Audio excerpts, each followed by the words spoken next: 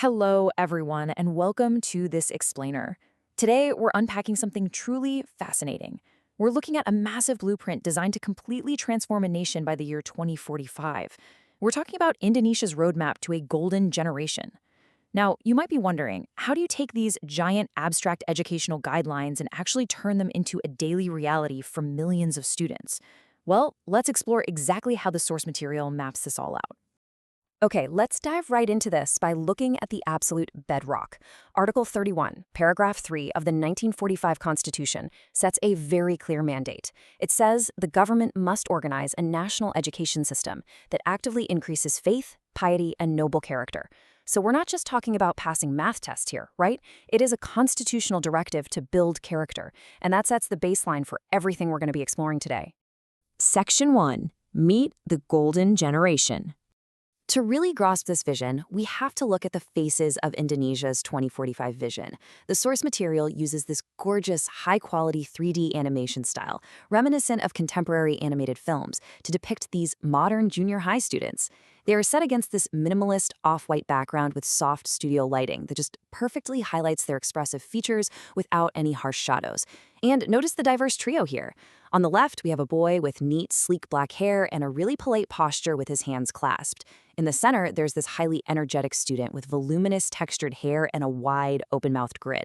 And on the right, a confident girl in a clean, white hijab that neatly frames her face, showing off a gentle, warm smile. This aesthetic brilliantly illustrates the balance between individuality and unity. They all have those large, relatable, warm brown eyes, but they're unified by their incredibly crisp, standardized Indonesian Junior High, or SMP, uniforms. We're talking bright white, long-sleeve shirts, dark blue ties, dark blue trousers for the boys, and a matching pleated skirt for the girl.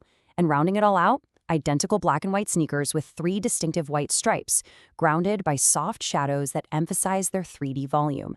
It's such a friendly, clean-lined look that visually anchors the message. This movement is designed for every single Indonesian child. Now, what's really interesting about this next slide is the official logo of the movement, the Great Indonesian Child 7 Habits Movement. At first glance, it looks like just a bright, dynamic graphic. But digging into the source material, every single element and color has been meticulously designed to convey hidden meanings about holistic growth. Let's break it down, because it's actually super cool. The blue head of the figure represents prioritizing knowledge and a spirit of lifelong learning. The green body, that symbolizes complete, total health. So not just physical, but mental, emotional, and spiritual well-being too. Then notice that glowing golden ball of light lifted by the right hand. This represents noble character, acting as a literal guiding light toward the year 2045. And finally, those 7 rays radiating outward represent the 7 good habits that not only illuminate the child's own path, but brighten up their whole surrounding environment. It's just a brilliant way to translate abstract goals into a single visual. Section 2. The 7 Habits, a Day in the Life. Because building character isn't just an occasional event, right? It requires continuous, habit-forming actions. The student's day is structured chronologically to perfectly balance spiritual, physical, academic, and social development. It starts before the sun even comes up and ends with proper rest. Let's walk through it. Here we find the vital bookends of a healthy routine, the morning sun and the evening moon. Waking up and going to sleep literally frame the student's entire day. And honestly, if these 2 habits aren't locked in, the rest of the schedule kind of just falls apart. So let's look closely at how the day begins. The very first habit is waking up early, which is specifically defined in the guidelines as waking up between 4 a.m. and 6 a.m. Yep, no way around it, that is early.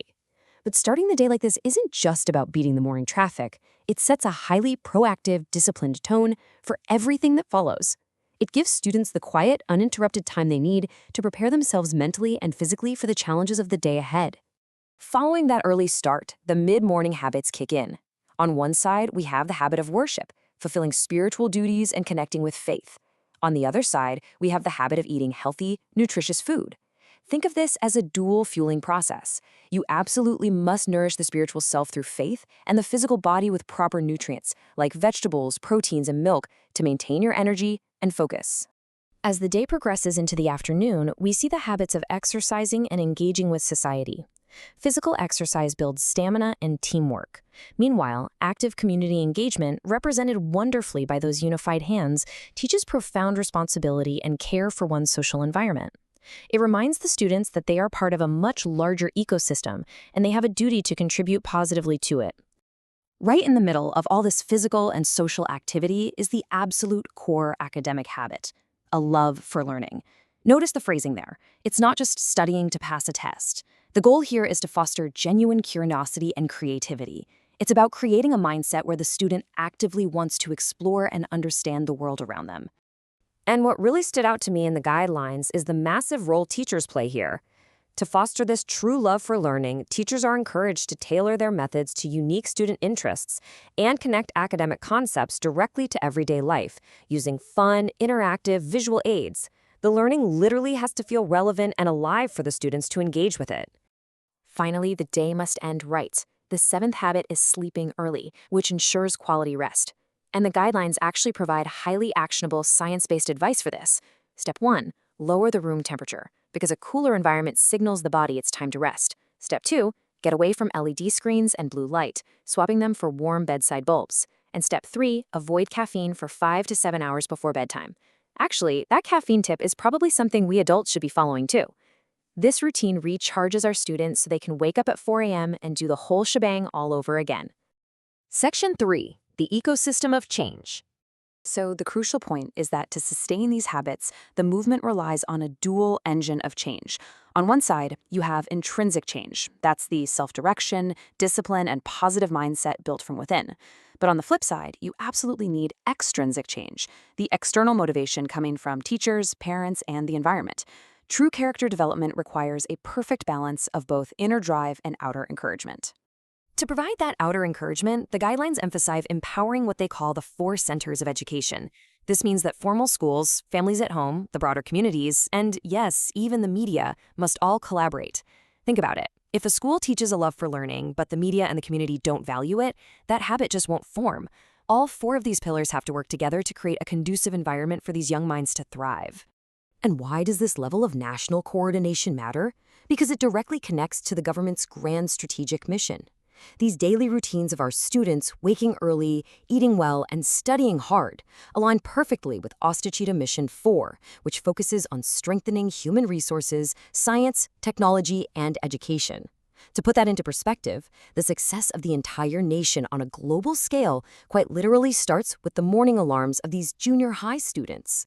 Whether you are a teacher, a parent, or just someone who interacts with the media, we are all part of this ecosystem. Building the golden generation of 2045 isn't some instant overnight process. It takes daily, dedicated effort from everyone. So it leaves us with a compelling question. If this is the blueprint for 2045, what small habit are you going to change in your own ecosystem tomorrow morning to help make it a reality? Thank you so much for joining me on this explainer, and keep exploring.